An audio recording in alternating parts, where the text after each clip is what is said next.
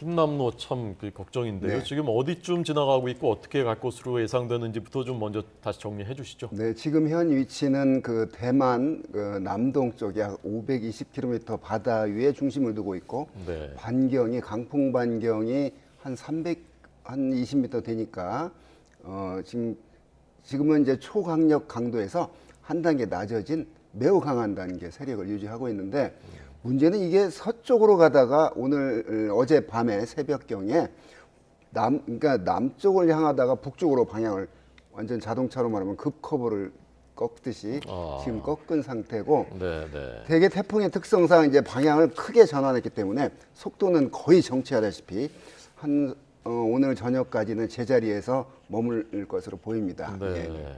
우리나라는 언제쯤 올라오는 건가요? 네, 그러면 반경이 이제 강풍 반경이 300km 정도 되니까 우리가 어디에 있다 이런 얘기할 때는 태풍의 중심을 얘기하는 거거든요. 예. 그 중심이 우리나라 제주도에 가장 가까이 붙는 때가 6일 한 새벽 3시경쯤 되니까 그 5일 저녁부터는 당연히 이제 그 반경에 들어가게 되죠. 그 부산은 한 6일 서너 시간 뒤인 한 6시, 그다음에 울릉도 독도는 한 9시. 이제 부산을 통과하고 난 뒤에는 속도가 굉장히 빨라질 겁니다. 그래서 오늘 내일까지는 거의 시속 2-3km밖에 안 움직이니까 계속 제자리에 있고, 자, 제자리에 있는 이 원인 때문에 태풍의 힘은 좀 약해질 겁니다. 태풍이 제자리에서 뱅뱅 돌면서 밑에 바닷물에 속에 찬 물을 끌어올리거든요. 그러면서 힘을 좀 약간 잃게 되는데 그러나 이상하게 그러면 계속해서 힘이 약해져야 되는데 한 또 24시간 지난 뒤에는 이 태풍이 좀 더 강해집니다. 왜냐하면 따뜻한 구역 바다로 이제 들어오기 때문인데 어찌됐건 지난 그 2016년도 태풍 차바, 2003년도 태풍 매미와 유사한 경로. 그러니까 네, 네. 제주도 오른쪽, 그다음에 그 대한해협, 부산 가까이. 태풍 매미는 이제 경남으로 상륙을 했고 차바는 상륙하지는 않았는데 네. 이번 이 태풍도 중심이 상륙하지는 않을 것으로 보입니다. 아까 자꾸 한국적으로 조정이 된다는데 우리 한국 기상청은 시종일관 거의 일관되게 있고요. 인근 나라들이 있어요. 그 미국이나 저 유럽 ECMW 옆에 자꾸 진로를 보면 이쪽으로 붙었다가 이러고 있는데 우리 한국 기상청 발표는 거의 그대로. 그러니까 지금 국가마다 유지하고 있는. 진로에 대한 관측이 다른 거죠. 약간 예. 관측이 아니라 예측이 예측이. 다른데 예. 그건 그 가지고 있는 수치 모델의 특성 따라서인데 누가 잘하나 절대 이런 건 아니고요. 거의 비슷하다고 봅니다. 그러니까 네, 네, 네. 약간 그게 다른 나라 똑같으면서 이상한 거죠. 네, 이 네. 정도는 그러니까 한 나라는 중국으로 가고 한 나라는 일본 가고 하나는 한국 가고 이건 완전히 다른 거죠. 네, 네, 예. 거의 알겠습니다. 자, 비슷합니다. 5일, 6일이 다음 주 월화니까 이때가 제일 걱정이고 그때가 월화 가장, 걱정이고. 네.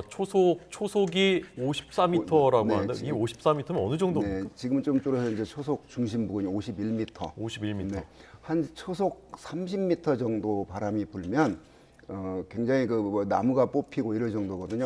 초속 50m 정도가 되면 그게 30m 이상 되는데 옆에서 바람이 불면 기차가 넘어가서 탈선할 정도가 되고 40m 정도 되면 사람이 걷기가 힘들 정도로 날아갈 정도가 되고 50m가 넘으면 건물이 붕괴될 정도의 강한 바람이거든요. 그래서 태풍이 강한 바람과 많은 비를 동반한 건데 이 태풍이 상당히 강한 근래에 저도 이렇게 강한 태풍을 보지 못했는데 매우 강한 세력을 가지고 지금 북상을 하고 있으니까 네. 큰 우려가 됩니다. 그러면 우리나라를 지나갈 때쯤에도 이런 50m 이상 초속 네. 유지될 가능성이 있는 겁니까? 우리나라에 가까이 오면 분명히 좀 낮아지지만 그런데 태풍은 최고 강한 단계가 이제 초강력 태풍이라고 하는데 네. 그 한 단계인 매우 강한 네. 태풍 세력을 가지고 제주도 그다음에 우리나라 부산 옆쪽 울릉도 독도를 향할 것으로 보이니까 2003년 매미, 2016년 태풍 차바 그때 나타나는 피해들 보면 이 태풍의 그 위력을 가늠해 볼 수 있습니다. 근데 이번 태풍 참 특이한 태풍이라는 얘기를 많이 네, 하는데 네. 앞서도 진로를 좀 얘기를 해주셨지만 보통은 만들어져서 네. 북상만 네, 하잖아요. 그렇습니다. 근데 이거는 막 진로가 네. 왔다 갔다 하니까 이게 왜 그런 건지 모르겠다라는 얘기가 네, 네. 있더라고요. 그 통상 태풍은 남쪽의 더운 공기를 예. 북쪽 추운 지방으로 옮겨서 열적인 평형을 이루려고 하는 기상 현상이거든요. 예. 이 태풍은 상당히 고緯도에서 북위 27도, 예. 동경 150도 정도에서 발생을 해서 위로 올라가지 않고 이제 서진을 했습니다. 네. 이게 왜 그러냐면 그 위에 북태평양 고기압이라고 하는 거대한 고기압이 버티고 있으니까 뚫고 가지 못하고 그 물꼬를 타라서 가듯이 남쪽으로 갔다가 이제 북쪽으로 올라갈 수 있는 이제 그 기상학적인 원인이 만들어지니까 오늘 새벽에 방향을 북쪽으로 틀었는데요. 네. 좀 그런 면에서는 특이한 진로를 밟고 있다. 발생해서 북쪽으로 향하지 않고 한 사나흘 정도를 서진을 서쪽으로 했다. 갔다. 이게 좀 예. 특이한 경로입니다. 예. 기후 변화하고도 상관이 있는 겁니까? 이 진로를 가지고 기후 변화라고 뭐 변화의 한 단면이라고 보기에는 좀 그렇고요. 그때 그 태풍이 발생했을 때 그 위치, 그 기압 배치가 이제 그랬다. 위도가 북위 27도요? 27도에서 발생을 했는데 그것도 좀 이례적인 건가요? 그렇습니다. 통상 태풍이 잘 발생하는 지역은 북위 한 20도에서 25도 사이, 예. 그 필리핀 동쪽 뜨거운 열대 바다인데 상당히 북쪽과 상당히 동쪽에서 발생을 했고 서진을 했다가 방향을 거의 급겁을 꺾듯이 북쪽으로 향한다. 이 진로면에서 그 좀 특이한 태풍이고요.